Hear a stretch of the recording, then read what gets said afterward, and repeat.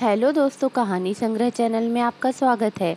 आज की कहानी का शीर्षक है जादुई पतीला। सालों पहले पीतल नगर में किशन नाम का एक किसान रहता था। वह गांव के एक जमींदार के खेत पर काम करके किसी तरह अपना घर चला रहा था।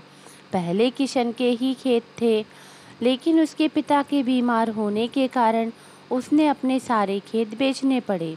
मजदूरी में मिलने वाले पैसों से पिता का इलाज कराना और घर का खर्च चलाना मुश्किल हो रहा था। वो हर दिन सोचता कि कैसे घर की स्थिति को बेहतर किया जाए। आज भी इसी सोच के साथ किशन सुबह सुबह जमींदार के खेत पर काम करने के लिए निकला। खुदाई करते समय उसकी कुदाल किसी धातु से टकराई और तेज आवाज़ हुई। किशन के मन में हुआ कि आखिर ऐसा क्या है यहाँ। उसने तुरंत उस हिस्से को खोदा तो वहाँ से एक बड़ा सा पतीला निकला। पतीला देखकर किशन दुखी हो गया। किशन के मन में हुआ कि ये जेवरात होते तो मेरे घर की हालत थोड़ी सुधर जाती। फिर किशन ने सोचा कि चलो अब खाना ही खा लेता हूँ। किशन खाना खाने के लिए अपने हाथ की कुदाल उस पतीले में फेंक दी और हाथ मुंह धोकर खाना खाने लगा। खाना खत्म करने के बाद किशन अपनी कुदाल उठाने के लिए उस पतीले के पास पहुंचा। वहां पहुंचते ही किशन हैरान हो गया। उस पतीले के अंदर एक नहीं बल्कि बहुत सारे कुदाल थे। उसे कुछ समझ नहीं आया। तभी उसने अपने पास रखी एक टोकरी को भी उस पतीले में फेंक दिया। वो टोकरी भी पतीले के अंदर जाते ही बहुत सारी हो गई। ये सब देखकर किशन खुश हो गया और जादुई पतीले को अपने साथ घर लेकर चला आया। वो हर दिन उस बर्तन में अपने कुछ औजार डालता और जब वो ज़्यादा हो जाते तब उन्हें बाजार जाकर बेच आता। ऐसा करते करते किशन के घर की हालत सुधरने लगी। उसने इस तरह से बहुत पैसा कमाया और अपने पिता का इलाज भी करवा लिया। एक दिन किशन ने कुछ गहने खरीदे और उन्हें भी पतीले में डाल दिया। वो गहने भी बहुत सारे बन गए। इस तरह धीरे धीरे किशन अमीर होने लगा और उसने जमींदार के यहाँ मजदूरी करना भी छोड़ दिया। किशन को अमीर होते देख जमींदार मोहन को किशन पर शक हुआ। वो सीधे किशन के घर पहुंचा। वहां जाकर उसे जादुई पतीले के बारे में पता चला।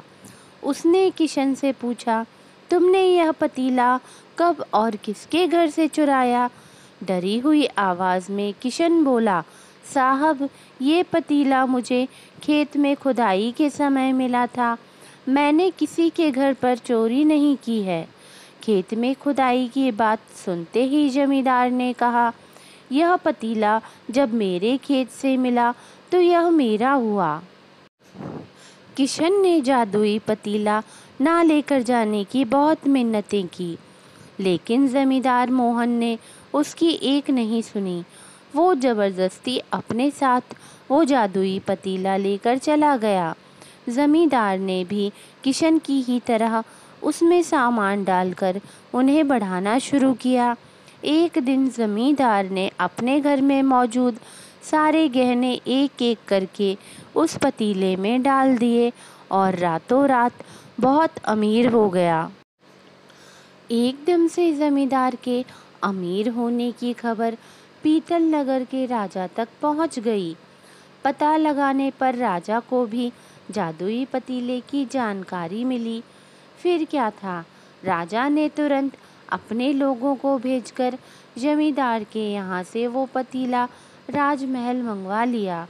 राजमहल में उस जादुई पतीले के पहुँचते ही राजा ने अपने आसपास मौजूद सामान को उसमें डालना शुरू कर दिया। सामान को बढ़ता देखकर राजा दंग रह गया। होते होते आखिर में राजा खुद उस पतीले के अंदर चला गया। देखते ही देखते उस पतीले से बहुत सारे राजा निकल आए। पतीले से निकला हर राजा बोलता, मैं पीतल नगर का असली राजा हूँ। तुम्हें तो इस जादुई पतीले ने बनाया है। ऐसा होते होते सारे राजा आपस में लड़ने लगे और लड़कर मर गए। लड़ाई के दौरान वो जादुई पतीला भी टूट गया। जादुई पतीले के कारण राजमहल में हुई इस भयानक लड़ाई के बारे में नगर में सबको पता चल गया। इस बात की जानकारी मिलते ही मजदूर किशन और जमींदार मोहन ने सोचा, अच्छा हुआ कि हमने उस जादुई पतीले का इस्तेमाल सही से किया। उस राजा ने अपनी मूर्खता के कारण अपनी जान ही खो दी। कहानी से सीख।